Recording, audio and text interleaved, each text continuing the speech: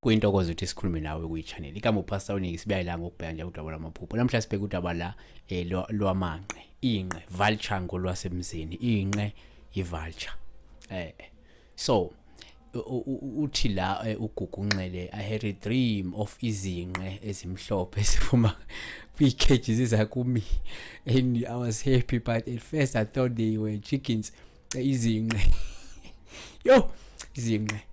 Yeah, but I think kusho ama-vulture mathi izinqe ngoba yikho into ethiwa izinqe, kithi amanqe ngoba izinqe izinqe bakwethu yo hayi angisahlekanga la ngicabanga izinqe athi umuntu izinqe ezimhlophe ziphuma kwi-cage thought izinqe ziney'nyawo kanti she meant amanqe yabo noma inqe, vultures yabo.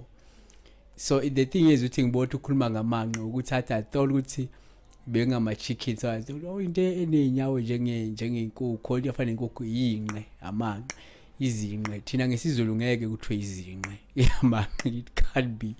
Yabo, kodwa-ke sesabheka amanqe ngaphambilini, ngiyacala sesabheka iphupho lamanqe, but today ngicanga ukulivala ngaza kuyitho hayi abantu ababuza okunye, abantu ababuka amavidiyo so that bazokwazi ukuphenduleka yabona, bese bekwazi ukuyamanisa abakuphuphile nalo suku esikhulume ngako. So amanqe ngokwamanye ama-cultures amanqe angachaza mhlawumbe inhlanhla, abanye bachaza inhlanhla, ama-vultures inhlanhla, njalo njalo yabona. But thina kunesisho noma isakhe sithi umuntu uzwilwe ngamanqe. Umuntu uma ezobhekana nenkinga kuyaye kuthuzululwa ngamanqe ngokwesitu noma ngokwesizulu.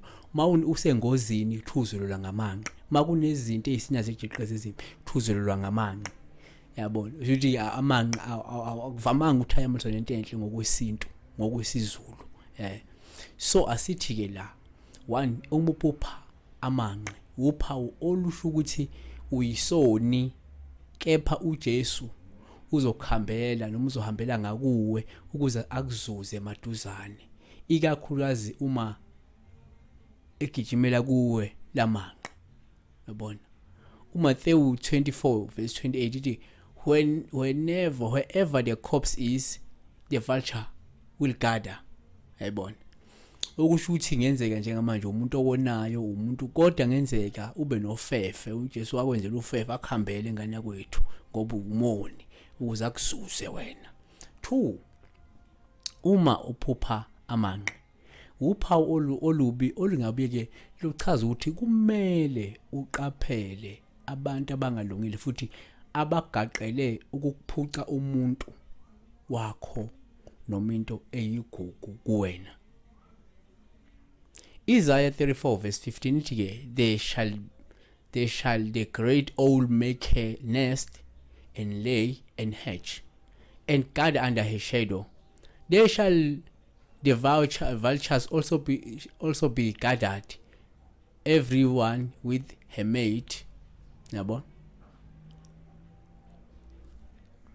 Kanti number 3, uma uphupha amanqe uPaul ngabeli usho ukuthi kumele uqaphele ngoba uma uqhubeka nokunaka ingcebo impilo obumnandi nokuzanelisa nje uzophethe ngokuhlangabezana nezimbila zithutha, noma ke isimo sakho sizogcina sisibi kakhulu kunakuqala. Job 15:23 he wonders about food for vultures. He knows that the day of darkness is at hand. Number 4, kanti uma uphupha amanqe uPaul ngabe uchaza ukuthi-ke ubuthakathaka wena, untekenteke, awunamandla futhi awukwazi ukuzimela, uzogcina usudlala abanye abantu abangenaluzwelo nonembeza. Matthew 24:28 iyaphinda ithi where the carcass is, there is where the vulture gather together. Yabona, okusho kula umuntu engenamandla khona ila kuba khona abantu abazothatha iadvantage yalowo muntu loyo, kuba nabantu abaningi bethatha advantage. So number 5, uma uphupha amanqe uphawu olubi futhi uma ekulandela olungasho ukuthi kunabantu abaseyithindeni zakho futhi abahlela ukukwenza kabi uma bethola ithuba elihle lokukwenzakalisa. Number 6, Uma uphupha amanqe uphawu olubi uma ekulandela futhi olungabe lusho ukuthi kumele uqaphele ngoba ungase ulandelwe amashwa, ungase ulandelwe yigadlo, ungase ulandelwe yingozi, mhlawumbe kunozungu oluthile olungahlela ukulandela, kungenzeka kunokugula noma ke kunokufa ongahle kukulandele ngenxa yabantu ababi futhi abakufisela okubi. Yingakho sithi thina ngokwesintu umuntu obhekene nezimo ezimbi kuyaye kuthiwe uzulula ngamanqe. Umuntu okunezitho ezimlandelayo kuyaye kuthiwe uzulula ngamanqe. Number 7, uma uphupha amanqe uphawu olubi uma ekhala kabi futhi eklabalasa, kusho ukuthi lindela izinkinga lobunzima empilweni. Siphetha ngokuthi uma uphupha amanqe uphawu olubi uma engenzeka akuchoboza amehlo wena, lusho ukuthi angeke wakwazi ke mhlawumbe ukufeza inhlelo zakho ngempumelelo. So yes, kwabanye uphupha amanqe sengayichaza inhlanhla, yabona, ikakhulukazi uma ngamanqe amhlophe. Siyabonga uNkulunkulu makakulonde, uNkulunkulu makubusise. Kama uPastor Weningi channel in your flick.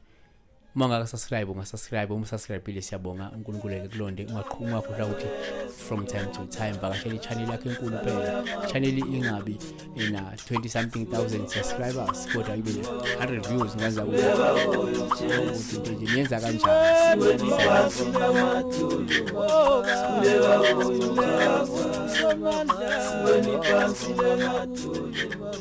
Kuleka kuyo Jesu, kuleka